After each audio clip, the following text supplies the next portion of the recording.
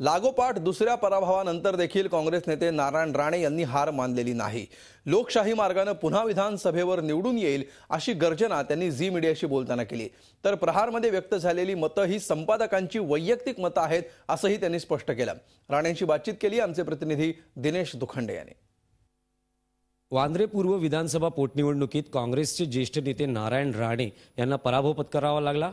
मात्र हा पराभव बाजूला टाकून नारायण राणे पुन्हा एकदा नव्या जिद्दीने कामाला लागलेले आहेत।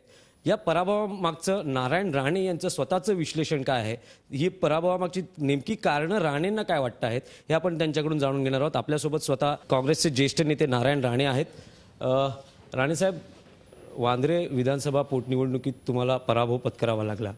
आपल्या राजकीय आयुष्यात कधीही पराभव न पाहणाऱ्या राणेंना गेल्या वर्षभरात सातत्याने पराभवाला किंवा अपयशाला सामोरं जावं लागतंय। काय त्या मागची कारणं आहेत, नेमकं राणेंचं काय चुकतंय? वांद्रे पूर्व पोटनिवडणुकीमध्ये पराभव झाला आणि तो मान्य केला मी। आणि या निवडणुकीला उभं राहण्यापूर्वी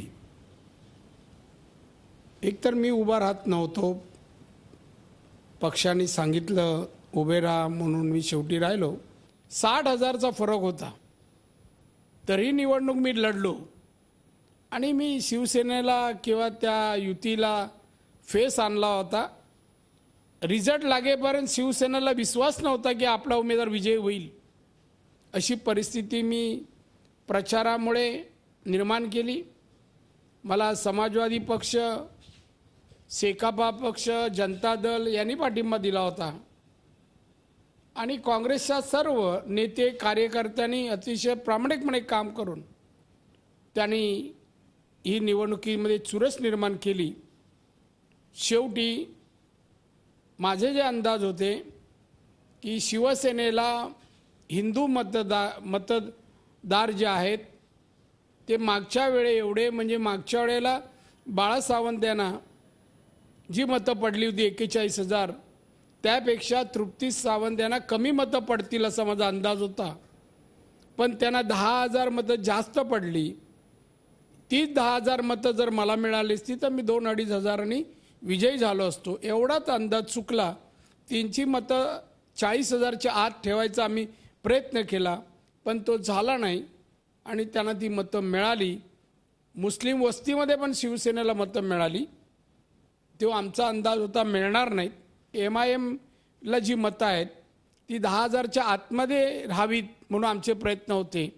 ती त्यांना 15,000 मिळाली तरी त्याच्यात आमचं नुकसान नाही। फक्त तृप्ती सावंत यांना आमच्या अंदाजापेक्षा 10,000 मतं जास्त पडली आणि तीच मतं आम्हाला कमी पडली आणि त्यामुळे माझा पराभव झाला, ही वस्तुस्थिती आहे। तरी राणेसाहेब, एक प्रश्न अगदी तो थोडक्यात विचारतो की पराभवाची चव किंवा पराभव राणेंच्या पुस्तकात कधीही नव्हता, तरी गेल्या वर्षभरात मग लोकसभा, त्यापाठोपाठ विधानसभा आणि आता पोटनिवडणूक, राणेंना अपयशाला सामोरं जावं लागतंय। काय चुकतंय नेमकं? हे अपयश मी ओढून घेतलेलं होतं। हे अपयश मी ओढून घेतलं कारण माझी मनाची तयारी नव्हती ही निवडणूक लढण्याची। पण पक्षाने सांगितलं, माननीय सोनिया गांधींनी सांगितल्यामुळे मी तयारी दर्शवली आणि लढलो, चांगला लढलो। मला त्याच्यामध्ये कुठल्याही प्रकारचं म्हणजे मी पराभव झाला म्हणून खेद वगैरे मला काय वाटत नाही। मी नाराज नाही। मी परत त्याच जोमाने आजपासून, कालपासून मी कामाला लागलो आहे। मात्र शिवसेनेकडून ज्या मिरवणुका महाराष्ट्रभर काढल्या जातात त्या कशासाठी मला कळलं नाही। कैलासवासी बाळा सावंत यांचं निधन झालं आणि म्हणून पोटनिवडणूक आहे तरी मिरवणुका काढतायत। आम्ही ठरवलं होतं पोटनिवडणुकीत विजय मिळाला आपण मिरवणूक काढायची नाही, कारण एक आमदार गेल्याने ही पोटनिवडणूक होते आणि त्यामुळे कुठली मिरवणूक काढू नये असं आम्ही ठरवलं।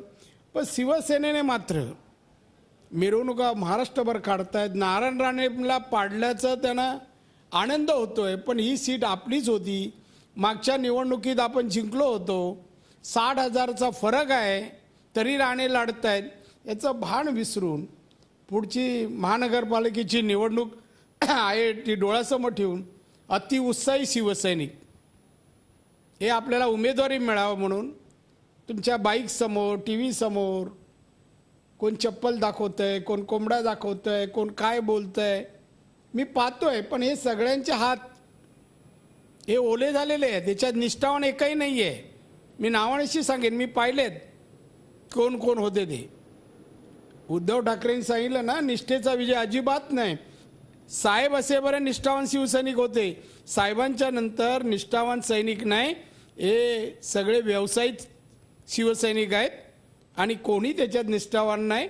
फक्त आपल्या पक्षप्रमुखांना दाखवायचं मी किती नारायण राणेला शिव्या देतो एवढं दाखवून काहीतरी पदरात पाडून घेण्यासाठीच हा विजयोत्सव आहे.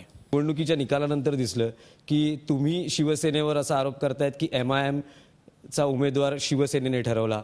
आता शिवसेनेचे नेते असा आरोप करतायत की काँग्रेसने MIM ला सेटलमेंट करण्यासाठी काही पैसे देऊ केले. रामदास कदम यांचा आज आमदार. सिरियस घेऊ नका हो. तो माणूस कधी खरं बोलतो का? आणि तो मंत्र्याच्या लायकीचा नाही माणूस आहे. अपमान आहे कॅबिनेट मंत्री पदाचा. त्याला सांगा पुरावा दे, मी कोणाशी बोललो पुरावा दे. मी एक तरी MIMच्या नेत्याला विचारा, आमदारांना विचारा, नारायण राणे आपल्याशी 5 कोटीबद्दल बोलले किंवा मी शिवसेनेत जातोय असं अर्जुन खोतकरला मी म्हणालो काय? अर्जुन खोतकरला विचारा. काही संबंध नाही. मला शिवसेनेत जायचं आहे, मी अर्जुन खोतकरला कशाला? उद्धव ठाकरेंना बोलेन ना.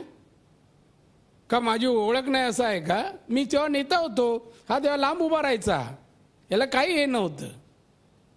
आणि मंत्री झालाय, त्या मंत्रीपदाचं कलंक आहे हा.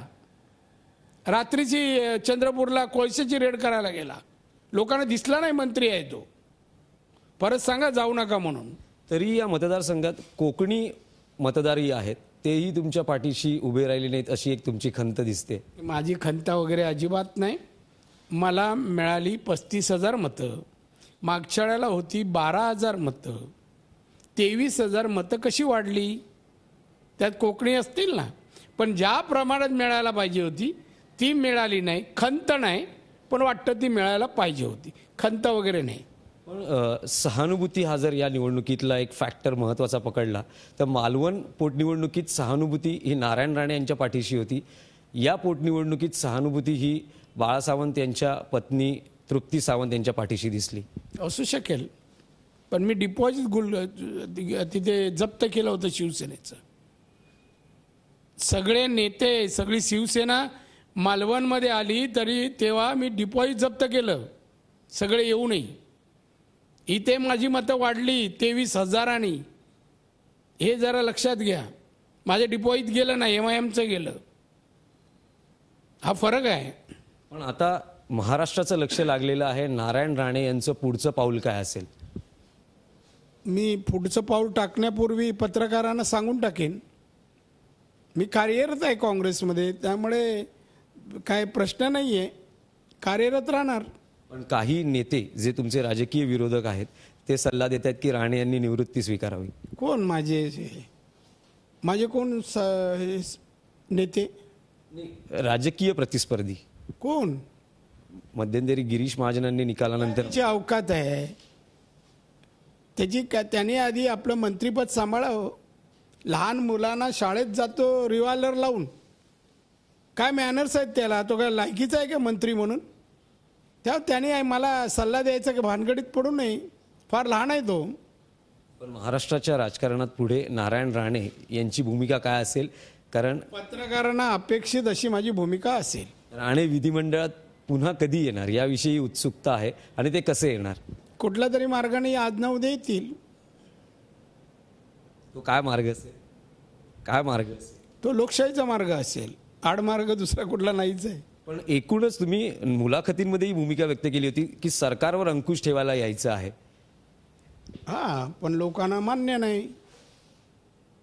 ह्या मतदारसंघाची जी का स्थिती आहे वांद्रे पूर्वमध्ये, हार्ट ऑफ द सिटीमध्ये वांद्रे पूर्व आहे. हाऊसिंग बोर्डमध्ये गांधीनगरमध्ये प्यायला शुद्ध पाणी नाही आहे, खेरनगरमध्ये नाही आहे, मातोश्रीच्या जवळ 5 मिनिटावर बैरामपाडा नौपाडा आहे, भारतनगर आहे, रस्ता नाही, संडास नाही, काही ठिकाणी संडास आहे दरवाजा नाही जिथे महिला जातात तिथे. बैरामपाड्यात रस्ता पोचत नाही, हॉस्पिटलमध्ये मॅटर्निटी डिपार्टमेंट बंद आहे, मुलांना शाळा नाही, ॲडमिशन मिळत नाही. मुंबई 22 वर्ष सत्ता आहे शिवसेनेची आणि ही परिस्थिती. SRAचे सगळे प्रोजेक्ट बंद आहेत. 6-6 वर्ष लोकांना, झोपडीधारकांना भाडं नाही मिळालं, ज्यांना भार ठेवला आहे ते. 6-6 वर्ष भयावह परिस्थिती आहे. रेल्वे आणि संरक्षण खात्याच्या जमिनीवर 40-50 वर्ष झोपड्या आहेत. कुठलंही त्या ठिकाणी डेव्हलपमेंट नाही.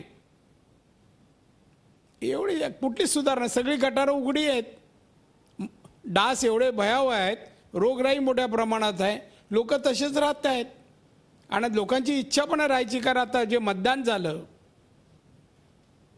ते पाहता लोकांना विकासाला मतदान दिलेलं नाही आहे, भावनेला मतदान दिलं आहे. त्यामुळे लोकांना विकास नको आहे.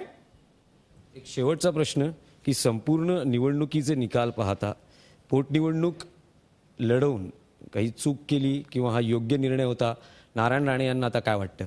मी जे करतो मला योग्य वाटतं तेच करतो, त्यामुळे चूक बीक मला वाटत नाही. कुठलाही पश्चाताप नाही, कधीच नाही. आणि मी स्वतःहून सांगितलं लढणार आणि चांगला लढलो. अरे शिवसेनेचे लोक बिळात होते, बाहेर पडले नाही. रिझल्ट निघाल्यानंतर बाहेर पडले, तोपर्यंत बिळात होते सगळे. त्यामुळे मी चांगला लढलो आणि मला गर्व आहे त्याच्याबद्दल. एकूणच आता शिवसैनिकांना काय सांगाल? कारण शिवसैनिकांनाही प्रतीक्षा आहे की तुमचं पुढचं राजकीय पाऊल काय असेल. नाही, शिवसैनिक माझे अनेक मित्र पण आहेत, सोबती पण आहेत, बऱ्याच जणांनी मदत पण केली. मी आभार मानेन त्यांचे. पण पुढची दिशा नाही, दिशानंतर दिशा दिवसा सांगायची असते, रात्री नाही. Video journalist Kamaljeet Dinesh Dukhande, Zee media, Mumbai. Zee 24 तास रहा एक पाऊल पुढे.